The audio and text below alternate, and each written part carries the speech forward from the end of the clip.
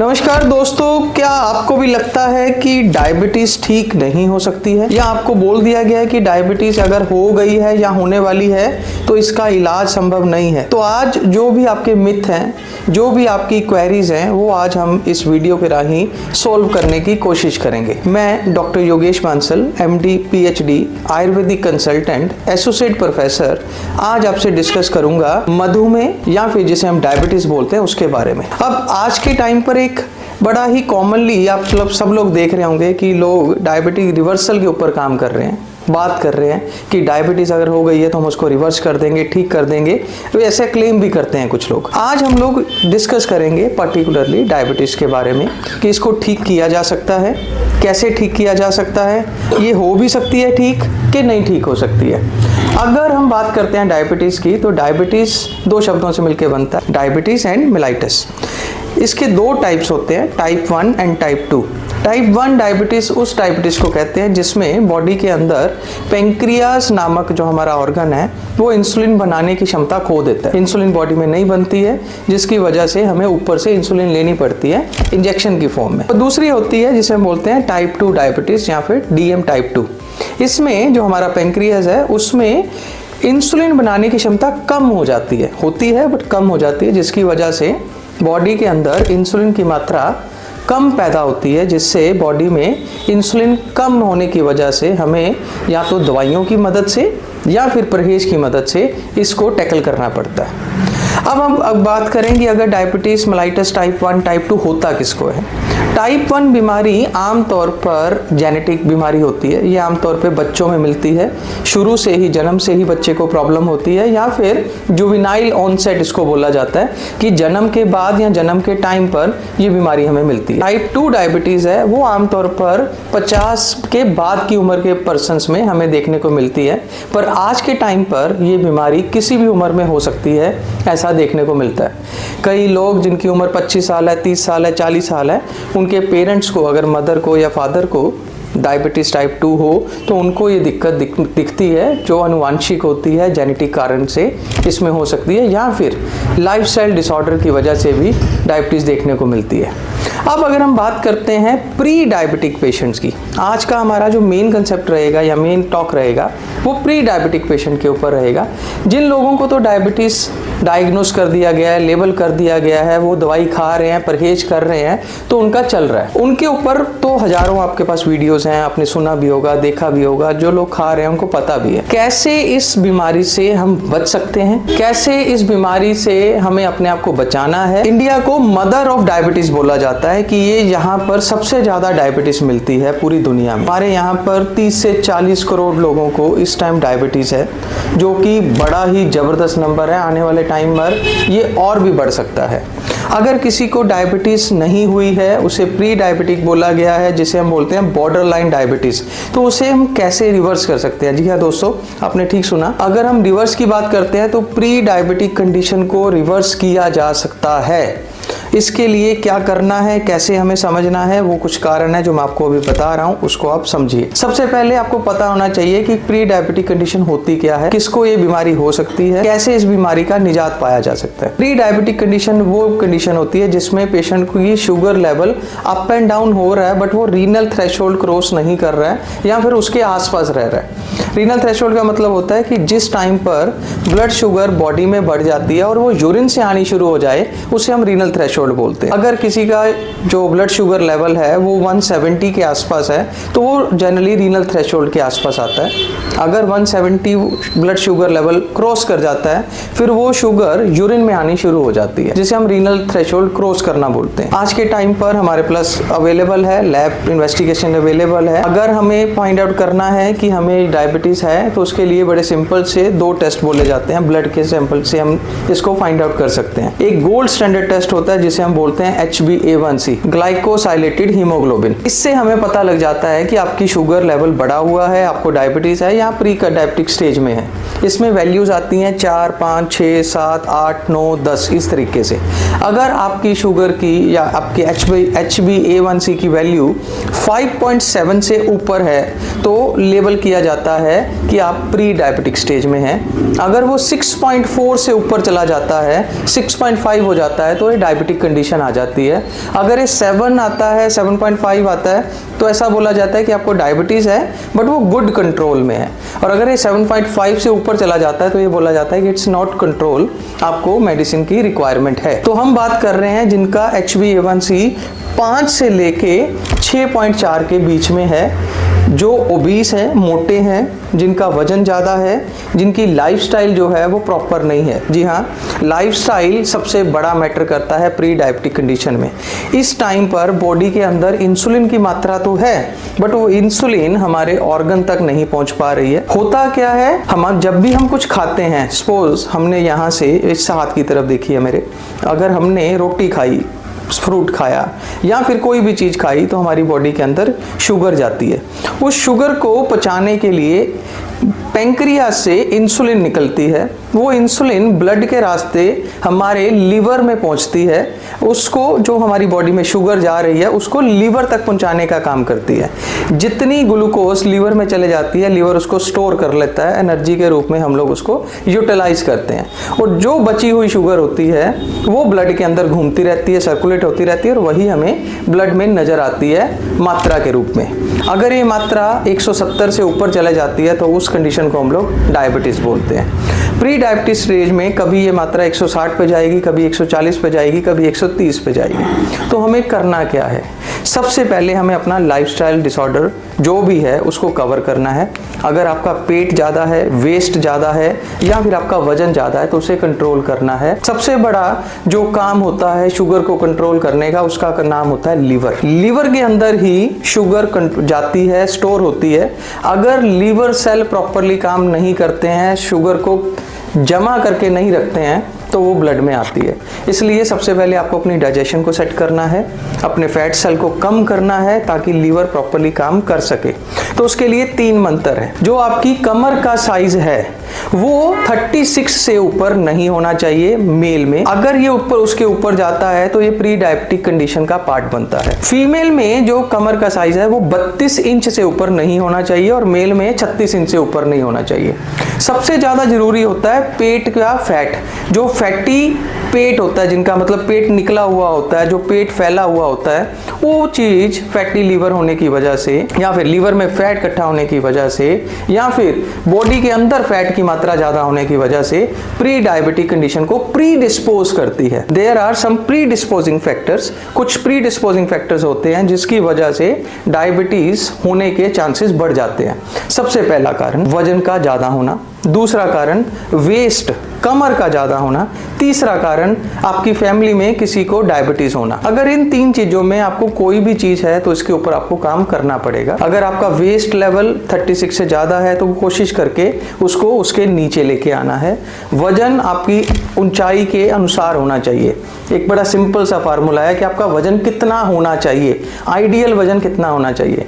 उसके लिए अगर आप अपनी हाइट को इंचों में मेजर कर लेते हैं या फिर सेंटीमीटर में मेजर कर लेते हैं तो आप उसको आसानी से फाइंड आउट कर सकते हैं। ऐसा बोला जाता है कि अगर कोई फीमेल है, उसकी हाइट 5 फुट है, मतलब उसकी हाइट 152 सेंटीमीटर है या फिर 60 इंच है, तो उसका मैक्सिमम वजन जो होना चाहिए वो 60 किलो होना चाहिए, इससे ज़्यादा नहीं होना चाहिए।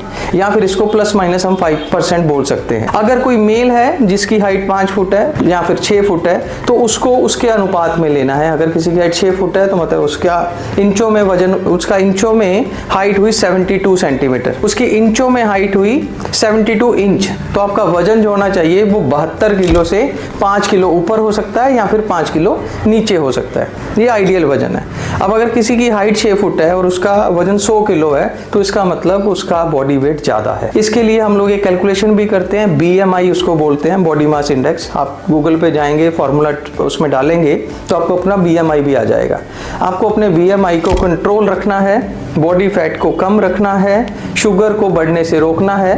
और कैसे रोकना है उसके लिए जो मैं चीज़ें बता रहा हूँ, जो टिप्स बता रहा हूँ, उसको आपने फॉलो करना है। अब अगर आपको प्री डायबिटिक स्टेज है, पता लग गया है आपका HbA1c 6.4 के आसपास है, तो आपने परहेज क्या करना है? सबसे पहला परहेज तो मित्रों ये है कि आपको शुगर छोड़नी है।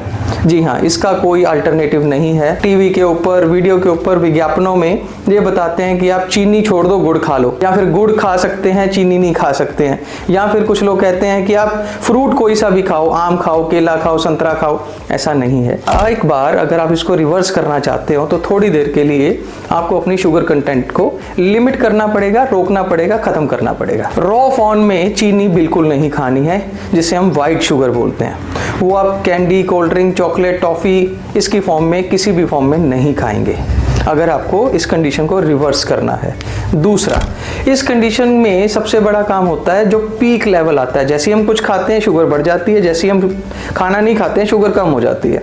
तो इसके लिए एक गुरु मंत्र है। वो गुरु मंत्र क्या है कि आपने हर 2 घंटे के बाद में कुछ ना कुछ खाना है, जिसकी वजह से ना तो आपकी शुगर ऊपर जाएगी, ना शुगर आपकी नीचे जाएगी। एक समतल लाइन बनी रहेगी। और जो HbA1c है, जिसमें पिछले 90 दिनों की रीडिंग का हम लोग मीन निकालते हैं, वो नॉर्मल आना शुरू हो जाएगा और आपका HbA1c कम हो जाएगा और नॉर्मल होना शुरू हो जाएगा।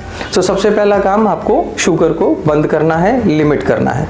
दूसरा, क्योंकि मैंने आपको बताया कि अगर किसी का वेट ज़्यादा है, किसी का पेट ज़्यादा है, तो उसमें प्री डायबिटिक होने के चांसेस होते हैं। तो उस कंडीशन में आपको क्या करना है? आपको ऐसी चीज खानी है जिससे आपका वेट कम हो। आपको सुनने में हैरानी होगी, बट आयुर्वेद के अकॉर्डिंग शुगर बढ़ने में सबसे बड़ा रोल चीनी के साथ में नमक का है।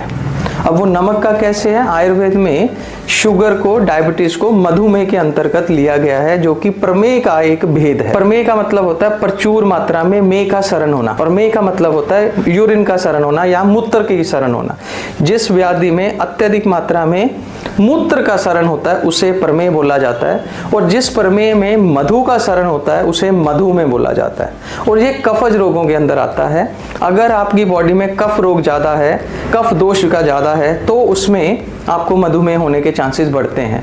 और जो हमारे बॉडी के अंदर नमक जाता है वो क्लेदता उत्पन्न करता है, कफ को उत्पन्न करता है। इसलिए आपको नमक वाली चीजें कम से कम खानी है। ज्यादा नमकीन चीजें नहीं खानी है और ज्यादा मीठी चीजें नहीं खानी है। इन 2 चीजों का परहेज करना है। तीसरे नंबर के ऊपर हर 2-2 घंटे में कुछ ना कुछ खाना है। मैं आपको एक डाइट चार्ट के रूप में एक गाइडलाइंस दे रहा हूं प्री डायबिटिक स्टेज को रिवर्स करने के लिए। आप कैसे रिवर्स कर सकते हैं? सबसे पहले आपको अपनी डाइट के अंदर ऐसी चीजों का यूज करना है जो कंप्लीट फूड पैदा करें। अब फूड की बात करते हैं तो रोटी चावल फूड नहीं होता। फूड का मतलब होता है जिसमें कार्बोहाइड्रेट्स भी हो, जिसमें फैट्स भी हो, जिसमें विटामिन भी हो, जिसमें मिनरल्स भी हो, जिसमें वाटर भी हो। ये सारी चीजें मिलकर फूड बनाती हैं। जो कार्बोहाइड्रेट्स होते हैं वो इमीडिएटली ग्लूकोज में कन्वर्ट हो जाते हैं। इसलिए आपको मिनिमम अमाउंट में कार्बोहाइड्रेट्स लेने हैं। जो हमारा प्रोटीन कंटेंट होता है वो पेट में हैवीनेस करता है, पेट में भारीपन हमें महसूस करता है, हमें भूख कम लगती है। तो प्रोटीन की मात्रा को आपको बढ़ाना है। सैलेड की फॉर्म में अगर हम रफेज लेते हैं, अगर हमारी बॉडी के अंदर रफ चीज़ें ज़्यादा जाती हैं, जिसकी वजह से हमारी बॉडी के अंदर हमारी स्थूलता जो है वो कम होनी शुरू हो जाती है, तो आपको सैलेड की मात्रा को बढ़ाना है। आप क्या करेंगे? सुबह उठ के सबसे पहले कोई सा भी एक फ्रूट खा सकते हैं आप। फ्रूट में 3 फ्रूट हम लोग अलाउ करते हैं, अमरूद, पपीता और सेब। इसको आपने लेना है बिल्कुल थोड़ी मात्रा के अंदर। सुबह उठकर आप एक फ्रूट खाइए, उसके 2 घंटे के बाद में आप 2 घंटे मतलब अगर आपने फ्रूट 7 बजे खाया है तो आप 9, साढ़े 9 बजे के आसपास अपना नाश्ता करिए। नाश्ते के साथ में आपने दूध का सेवन नहीं करना है। हम लोगों की स्पेशली एक आदत है कि हम लोग जब भी खाना खाने बैठते हैं तो साथ में या तो चाय पीते हैं या दूध पीते हैं। स्पेशली नॉर्थ इंडियन, जो लोग नॉर्थ इंडिया से हैं, पंजाब से हैं, हिमाचल से हैं, दिल्ली से हैं, इन हम सब लोगों की एक बड़ी सिंपल सी आदत है कि रात को हम लोग पेट भर के खाना खाते हैं। उसके साथ में एक बड़ी सी कोली दाल की खाते हैं, चावल खाते हैं, रोटी खाते हैं और रात को सोने के टाइम पर 1 गिलास दूध पीते हैं। ये सारी चीज़ें हमारी बॉडी में कैलोरी को बढ़ा देती हैं। तो आपको करना क्या है? जब भी खाना है स्मॉल पोर्शन में खाना है, थोड़ा खाना है और बार बार खाना है। जितना हो सके आप इस चीज़ के ऊपर स्टिक रहिए कि आपको थोड़ा खाना है, बार बार खाना है। मैं अपने पेशेंट को गाइडलाइंस देता हूं कि आपने दिन में 6 बार कुछ ना कुछ खाना है हर 2-2 घंटे के बाद में, ताकि शुगर लेवल आपका ऊपर नीचे ना जाए। तो हम बात कर रहे थे सुबह 7 बजे अगर आपने फ्रूट खाया, 9 बजे आपने अपना ब्रेकफास्ट करना है। जो आपका मन करता है वो ब्रेकफास्ट करिए, पर कार्बोहाइड्रेट्स को कॉम्प्लेक्स कार्बोहाइड्रेट्स में बदल दीजिए। कॉम्प्लेक्स कार्बोहाइड्रेट का मतलब होता है कि जैसे हमने सपोज रोटी खाई, उस रोटी के अंदर आप 3-4 तरह के आटे यूज करो, मल्टीग्रेन बना दो उसको। सबसे बढ़िया शुगर पेशेंट के लिए बोला जाता है जौ का आटा, बार्ले का आटा। दूसरे नंबर पे उसमें आता है रागी, तीसरे नंबर पे उसमें आता है बाजरा, और चौथे नंबर पे वीट आपको बिल्कुल थोड़ा सा लेना है ताकि रोटी नरम बने। बाकी दूसरे आटे, मोटे आटे, इनकी बनी हुई रोटी का सेवन करना है। इसकी बनी हुई एक रोटी आपको खानी है। साथ में आप काफ़ी सारा सैलेड ले सकते हैं। अगर दही का मौसम है तो दही ले सकते हैं, थोड़ी मात्रा में लेनी है। फ्रूट अगर आपको खाना है तो 2 घंटे पहले खाना है, इमीडिएट पहले नहीं खाना है। उसके बाद आप 2 घंटे के बाद में कोई स्नैक्स लीजिए। अब स्नैक्स का मतलब यहाँ पर टिक्की समोसे से नहीं है। स्नैक्स का मतलब है या तो आप कोई सैलेड ले लीजिए, या फिर चने ले लीजिए भुजे हुए, या फिर इस तरह की कोई ऐसी चीज़ फुल मखाने जैसे, जिससे आपका पेट भरा भरा लगे। 2 बजे आप लंच करिए। लंच से पहले आप थोड़ा सा सैलेड लीजिए। सैलेड से आपका पेट हैवी लगेगा, आपको खाने में भूख की मात्रा कम हो जाएगी। शाम को 4-5 बजे अपना चाय पीजिए। दूध का सेवन अगर आप करना चाहते हैं तो दूध आप शाम को 4-5 बजे के आसपास लीजिए, और 7 बजे अपना डिनर करिए। ये आपकी लाइफस्टाइल होना चाहिए शुगर पेशेंट को शुगर रिवर्स करने के लिए, और स्पेशली प्री डायबिटिक स्टेज में। अब प्री डायबिटिक स्टेज में लोग पूछते हैं कि सर दवाई कौन सी खाएं जिससे ये ठीक हो जाए। तो हम लोग यूजुअली रेकमेंड नहीं करते हैं, बट कोई यंग पर्सन है, कोई युवा पर्सन है जिसको इस पर्टिकुलर चीज़ की वजह से जिस्मानी प्रॉब्लम आ रही है, उसको किसी तरह की वीकनेस महसूस हो रही है, या उनका वैवाहिक जीवन प्रॉपरली सेटिस्फाइड नहीं हो पा रहा है, तो उसके लिए हम लोग एक औषधि का नाम बताते हैं, आप लोग नोट भी कर सकते हैं। उसका नाम है बसंत कुसुमाकर रस। आपको एक गोली बसंत कुसुमाकर रस की लेनी है, जिसको आपने सुबह उठ के उसको पीस लेना है। थोड़ा सा उंगली के ऊपर आपने मलाई लेनी है, और उसको मलाई के साथ में घोल के आपने उसको चाट लेना है, और उसके ऊपर से आधा कप दूध लेना है ना। अगर किसी को भी किसी भी तरह की कमज़ोरी महसूस हो रही है, या फिर वैवाहिक जीवन में शुगर की वजह से कमज़ोरी महसूस हो रही है, क्योंकि आजकल का युवा जो है वो अपने लाइफस्टाइल में इतना बिजी हो चुका है, उसका स्ट्रेस लेवल इतना बढ़ चुका है कि वो अपनी प्रॉब्लम को डिस्कस नहीं कर पाता है, जिसकी वजह से जब तक उसको बीमारी हो नहीं जाती है वो डॉक्टर से भी कंसल्ट नहीं करता है। तो मेरी आप लोगों से बड़ी विनम्र विनती रहेगी कि अगर आपका पता है आपको कि आपको शुगर है या हो सकती है, या आपकी फैमिली में किसी को शुगर है, तो अपनी रेगुलर बेसिस के ऊपर अपनी शुगर को चेक करवाइए। रेगुलर बेसिस के ऊपर शुगर को चेक कराने के साथ साथ जो गाइडलाइंस आपको दी जा रही हैं उसको आपने फॉलो भी करना है। और अगर आपको किसी तरह की कोई कमज़ोरी महसूस हो रही है, या आपका पार्टनर आपसे संतुष्ट नहीं हो पा रहा है, तो इमीडिएटली किसी कंसल्टेंट से अच्छे से बात करके अपनी प्रॉब्लम को दूर करना है। अब लास्ट में मैं आपको दोबारा से 2-3 चीज़ें बता रहा हूँ। अगर आपको शुगर है तो आपने प्रॉपर मेडिसिन खानी है जो आपको रेकमेंड की गई है। कोई भी इधर उधर से देख के अपनी डोज को अल्टर नहीं करना है। सबसे ज़रूरी बात मैं अपने स्पेशली पेशेंट को बोलता हूँ, जब आप डॉक्टर से ट्रीटमेंट लेते हैं तो अपना दिमाग यूज़ नहीं करना है आपको। आपने डॉक्टर की बताई हुई सारी मेडिसिन को रेगुलर बेसिस पे खाना है, जैसे उन्होंने बताया हुआ है। जो गाइडलाइंस आपको दी जाती हैं, जब आपको पता लगता है वो एडिटिव होनी चाहिए, उसके साथ में आपकी डोज अल्ट्रेशन नहीं होनी चाहिए। जो प्री डायबिटिक पेशेंट हैं जिनको मैंने ये मेडिसिन बताई है, अगर ये आप रेगुलर बेसिस पे ले लेते हैं तो आपको इससे बेनिफिट ही होगा, कोई नुकसान नहीं होगा। फिर भी अगर आपको हमारे से कोई कंसल्ट करना है तो हमारे जॉय आयुर्वेदा में हमारे सुपर स्पेशलिस्ट डॉक्टर्स भी हैं, हमारी पूरी टीम है। किसी भी बीमारी के रिगार्डिंग आप हमसे कंसल्ट कर सकते हैं। हमारा नंबर ऊपर डिस्प्ले हो रहा है। हमारी वेबसाइट www.joyayurveda.com के ऊपर भी आप जाकर हमसे संपर्क कर सकते हैं।